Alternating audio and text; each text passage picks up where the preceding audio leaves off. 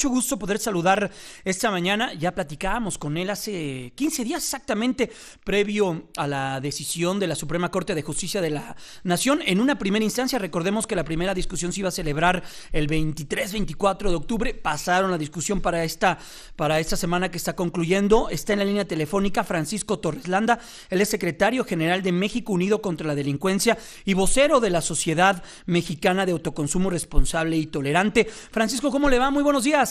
Muy buenos días, Jaime, qué gusto saludarte. Igualmente, Francisco, pues ya conocimos el fallo de la Suprema Corte de Justicia de la Nación. Hemos escuchado también en muchos medios de comunicación, periódicos, ya las fuerzas políticas, muchas de ellas están mencionando, ya están poniendo el punto de vista que tienen sobre el uso lúdico de la marihuana. ¿Qué sigue, Francisco, en todo esto? Hemos escuchado también interesante declaraciones de ustedes. Esta manera de generar una estrategia mucho más global que atienda un tema que, pues le ha afectado y le ha afectado fuerte a la sociedad mexicana.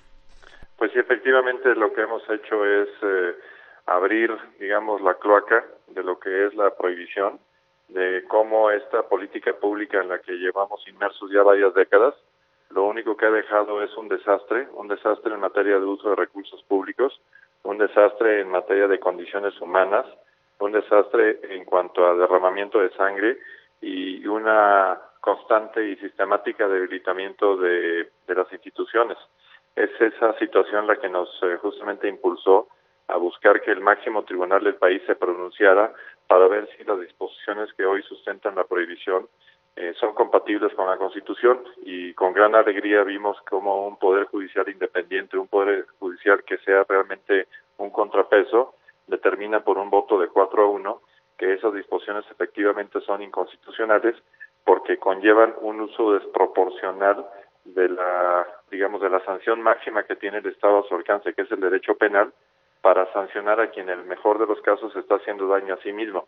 Es decir, es una situación totalmente ilógica de que en un presumible delito donde no hay víctima, porque los delitos normalmente tiene que haber un responsable y alguien que sufre, digamos, la acción o la omisión de esta persona, pero en materia de salud tú sancionas a una persona que se cometió daño a sí misma, y esa es la teoría.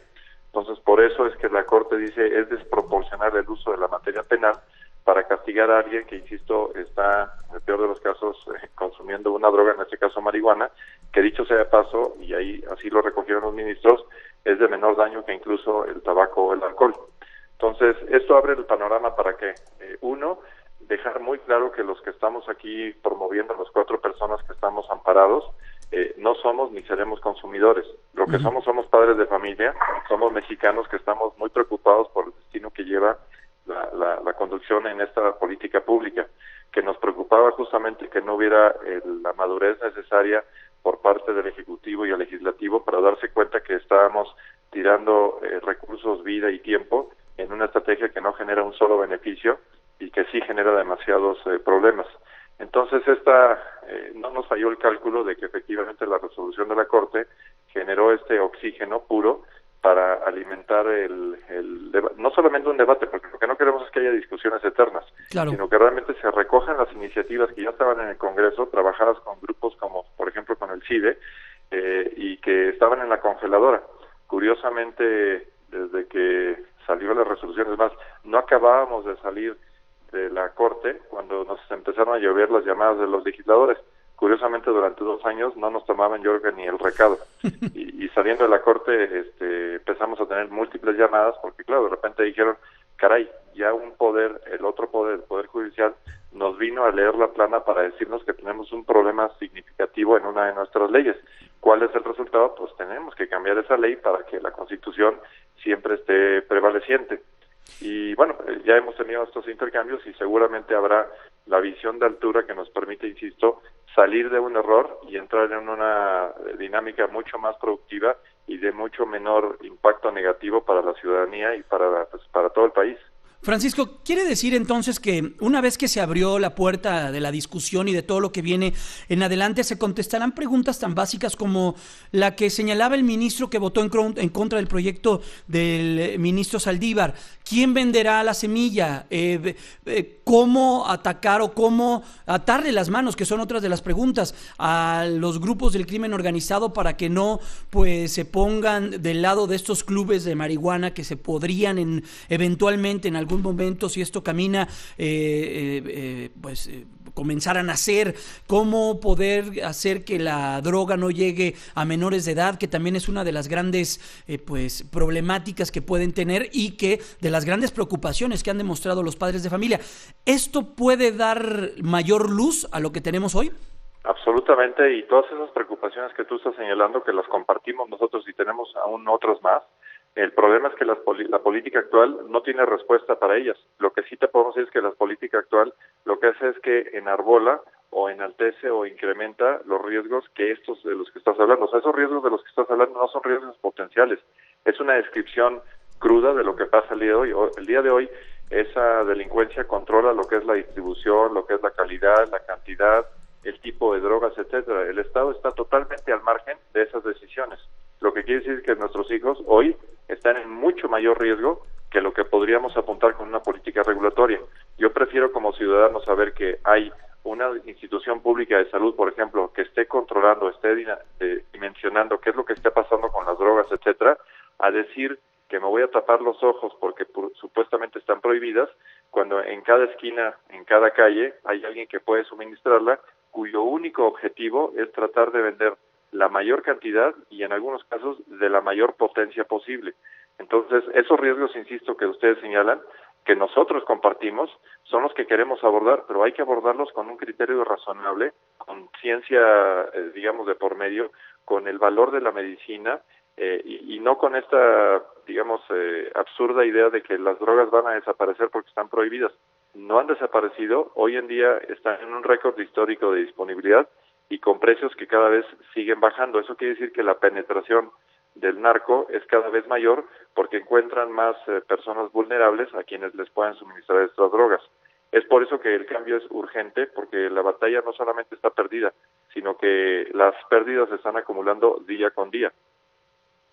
Hoy en día, entonces, lo que hay concretamente es que estos 4 personas, las 4 personas que interpusieron el amparo son las que pueden fumar marihuana de manera recreativa. Veíamos que el PRD hace un par de días, a través de una estrategia desde el Senado de la República, le entraría al tema y también interpondría 32 amparos.